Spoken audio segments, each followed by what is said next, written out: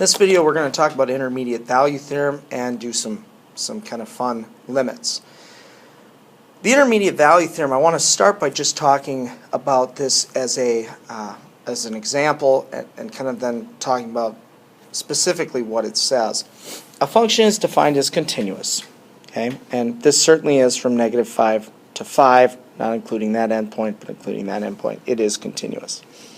F of 0 is -1. See that right here.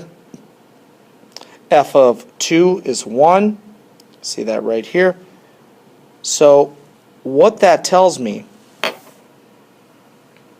is that somewhere between 0 and 2, okay, somewhere on the interval from 0 to 2, f of x must equal 0. Now you say, well, how do we know that? Well, because it was a continuous function, okay? It's a continuous function. It started at -1, okay, 0, -1. It ended at 2, 1. If it went from negative to positive and it was continuous, somewhere in that interval it had to cross the axis. This is what the intermediate value theorem really says, is that if we know a function is continuous and we know it starts at one y value and ends at a different y value, it must have hit every y value in between. Okay. Similarly, if I said, okay, f of 5 right here, f of 5 is equal to 4. Okay.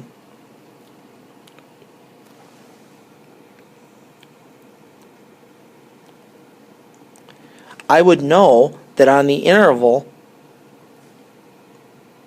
from 2 to 5, from 2 to 5,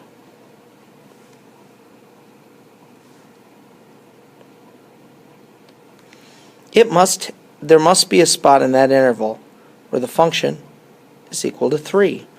And again, if I say, well, it's continuous, okay, it's continuous on this interval, it started at a y value of 1 and ended at a y value of 3, or of 4, doesn't make sense. It's somewhere it had to cross 3. At least once. That's what an intermediate value theorem says. It has to touch all the y values in between. So, easy enough. So, on to some limits. What we have here is a pretty complicated one, it looks like. We've got the limit as h approaches 0. We've got a pretty big numerator, of course, divided by h at the end. So if we plug in 0 here, we get 0 in the denominator. But if we plug in a 0 here, we get x plus 0 squared plus x plus 0. So this becomes x squared plus x, and then we have minus x squared plus x. So the numerator is also 0. So kind of going back to what we've been talking about, when you get 0 over 0, this indeterminate form, you've got more work to do. I'm going to start by expanding the numerator. Okay? So x plus h squared I could write out as x plus h multiplied by x plus h plus x plus h minus, and if I get rid of that parentheses, and maybe I should, I'd have x squared minus x. Okay, so let me get to work here on the numerator.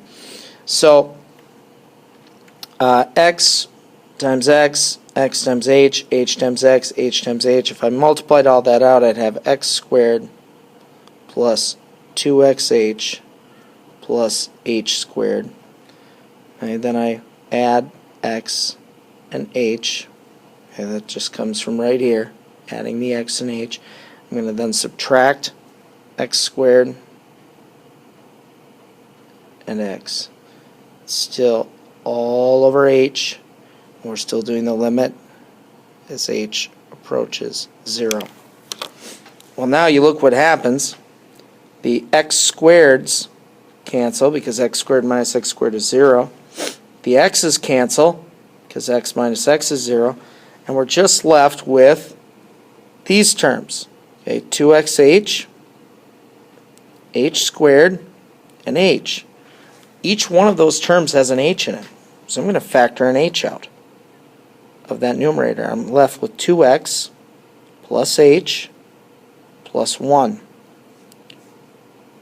still all over h. And we're still doing the limit as h approaches 0. Now you might just want to check real quick, how we got that. Well, h times 2x is 2xh. H times h is h squared. H times 1 is h. So we just had factored that h out. Well, now, because we have an h there, h divided by h is 1, so that's gone. Well, remember from doing our limits before, the minute we get a cancellation, we try and re-plug in that value that was giving us problems to begin with. So I'm going to re-plug in 0 for h. So right here I'm going to plug 0 in for h. So I end up with 2x plus 0 plus 1, which is just 2x plus 1. That is our limit. Now we've never had a limit like this before that actually has a variable in it. But I hope it can make some kind of sense to you that up here we had two variables. Okay, we had a limit that was a function of two variables, x's and h's. We only dealt with one. We said h is approaching 0, but I gave you no information about x. So I hope it makes sense that in the end we were able to get rid of the h's and say, well, h was approaching 0, but we didn't do anything with x's. That will come, but not yet. The basic strategy on a limit like this is to deal with the numerator, as we did up here, so that you can factor an h out so it will cancel with the bottom and eliminate that indeterminate form. Okay, so again, we just work with the numerator, okay, so that we can factor an h out and then cancel. Let's do another one. This one certainly looks a little bit more complicated. If you plug in 0, of course the bottom is a problem, but x plus 0, so 1 over x minus 1 over x, it is an indeterminate form.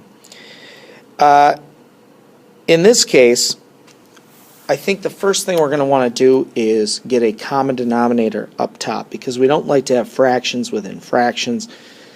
We like to just have one fraction. So I'm going to multiply this thing, top and bottom, by x. Let me put that in parentheses. I'm going to multiply this other thing, this other side, by x plus h on the top and bottom. So now I have a common denominator. So I still will have a fraction within a fraction, but at least I've eliminated or combined the top, so it's one fraction instead of two. So it's going to be x minus x plus h divided by x times x plus h. I'm not even going to expand that out, over h. We're still doing the limit as h approaches 0. We should always write the statement, the limit statement, because at some point we want to plug in 0 for h. And if we haven't been writing that, it's hard to justify, why are you doing it if you didn't justify the whole way that you were only concerned when h was 0. So we should put that, okay? Well, now let's focus on the top, this x minus h. Okay, so x minus h all over x times x plus h all over h. We're still taking the limit as h approaches 0. Well, x minus x is gone, so now we just have a negative h on top. Now, before I simplify it, let me just point this out. We're dividing by h. I would like to multiply this top part by 1 over h. And the reason I'm going to do that is, if we divide by 2, it's the same as multiplying by 1/2. If we divide by 5, it's the same as multiplying by 1/5. If we divide by 100, it's the same as multiplying by 1 over 100. Well, we're dividing by h. So I'm going to take my negative h over x times x plus h, and I'm going to multiply by 1 over h. These are the same thing, okay? So the h's cancel out. H divided by h is 1. So we end up with a negative 1 on top and an x times x plus h on the bottom. And again, we're still doing the limit as h approaches 0. And we have to keep saying that. Otherwise, why would we suddenly substitute 0 in? But we do it. So it becomes negative 1 over x times x. So it is negative 1 over x squared. This is our limit. So again, it all comes down to doing the algebra with the numerator. Figuring out the algebra of the numerator so that you can cancel out the h in the denominator. Once you get that cancellation, you plug 0 in again.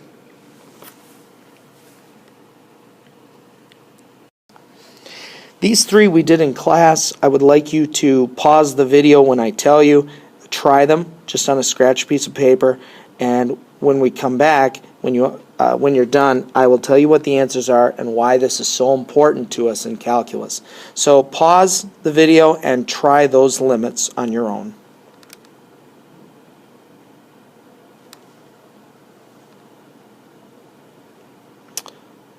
Okay, this first limit will come out to be 6x. This second limit will come out to just be 2. And this last limit will come out to be 2x. Now, why are these so important to us, these limits? Well, remember on the very first day of class, we said that calculus is really the study of two things: finding the slope at any point on a curve and finding the area under a curve. These complicated limits as a function of both x and h, where we're taking h approaches 0, this is what is going to help us find the slope at any point on a curve.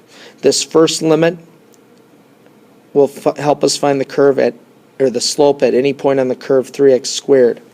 This second limit will help us find the slope at any point on the curve 2x. And this third limit will help us find the slope at any point on a curve of x squared. Now, we all know what 3x squared looks like. It's a parabola, kind of a steep parabola, like that. And if I tell you, well, find the slope here, you'd say, well, it's 0. Over here, the slope is positive. Over here, the slope is negative. And it gets steeper as it goes. The slope is always changing. But if I tell you, what does 2x look like? Well, 2x is a linear function. Its slope is always the same. The slope of 2x is always 2. So notice when I did the limit to try and find the slope at any point on the curve 2x, I just got 2.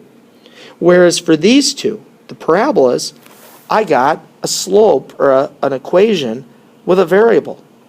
Well, the slope varies depending on where I'm talking about. Whereas with the line, it doesn't. The slope's always 2. So again, the next video will address this and we'll talk about it. But this is just an intro to how we are going to find the slope at any point on a curve.